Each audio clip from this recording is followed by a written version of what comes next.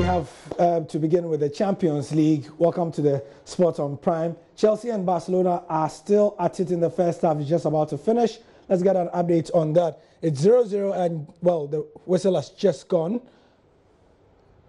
Eden Hazard being one of the key players, and Willian as well in this first half that saw Antonio Rudiger start. Leo Messi has been playing in a roving role. Barcelona went with Paulinho instead of Andre Gomez, Luis Suarez, Messi, and Umtiti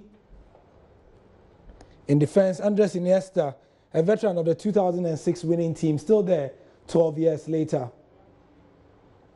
Also, we have more Champions League games as Bayern Munich are a goal ahead on Besiktas at the Allianz Arena. We'll give you more updates before we finish. Let's see if they've come. In the CAF Champions League, Adriana Stars say they are confident of overturning a 1-0 deficit against Al Ittihad. They'll be playing this weekend. Today is early day yet. I can't say much, but what I do tell you is that they know what they will get if they win this match. That is not the major issue. The major issue is that the boys themselves want to achieve something. And for that matter, I'm expecting that they will play above themselves to qualify their team. Final assurance to Ghanaians. What I would say is that we promised them that we are not going to let them down. It's not going to be easy though. We are not oblivious of the fact that the Libyans are a very good side. But we'll make sure that we'll work hard to make sure that it's humanly possible. But we need their prayers. They have to pray for us. When they pray for us, I'm very sure we will not disgrace Ghana. This is a must-win and a must-qualification match. And that is what will happen at the Najma Bedu Stadium.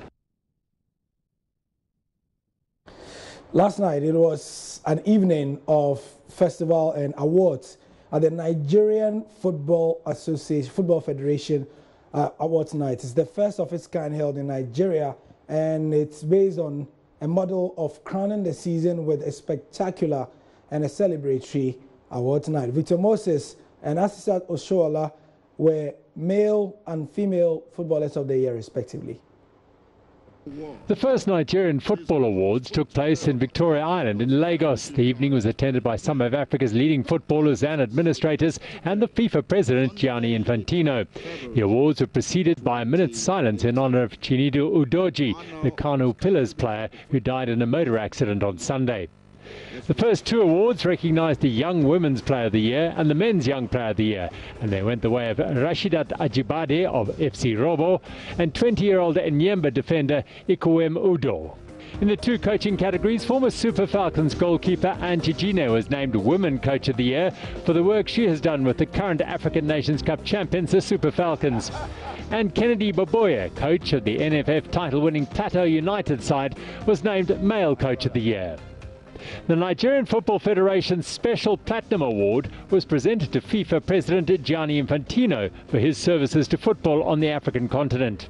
The Women's Player of the Year award was presented to Asisat Oshilojo, who plays in the Chinese Women's League for Dalian Qinjiang FC.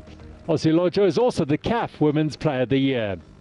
The final award of the evening was the NFF Men's Player of the Year, and the winner was Nigeria midfielder Victor Moses, who is a key member of the squad as they became the first African team to qualify for the FIFA 2018 World Cup Finals in Russia. Moses is currently with Chelsea preparing for their Champions League clash with Barcelona, so one of his early coaches, Sheu Diko, received the award on his behalf. Moses has been playing in the first 45 minutes of this Champions League game against Barcelona as well. In the FIFA World Cup, you can expect that some of the players mentioned in that report will be there, including Moses. However, Uruguay, Paraguay, and Argentina are continuing their plans to host the 2030 tournament.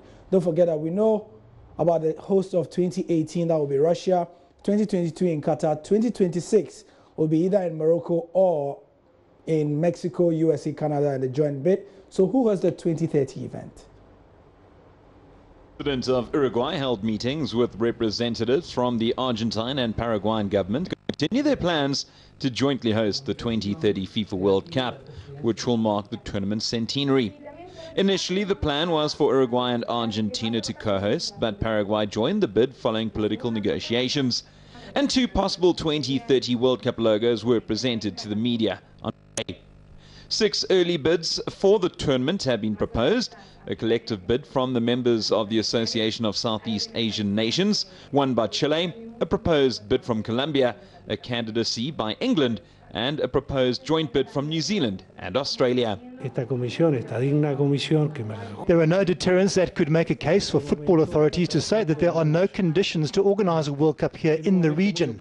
The committee that is here with me is working hard on this bid. It's a very timely moment because just ahead we have the World Cup in Russia, and I believe it's the perfect moment to strengthen all the force that we have to present ourselves to the world, and football will be the highlight for everybody. In tennis, the 2018 Rio Open is on. Marin Cilic has won in the latest update. Marin Cilic debuted at the Rio Open, the top seed facing Argentine qualifier Carlos Balak in the first round. The Croatian took the advantage in the opening set when he broke in game 8 to lead 5-3. That proved to be all he needed to separate himself from his opponent, winning the set 6-3.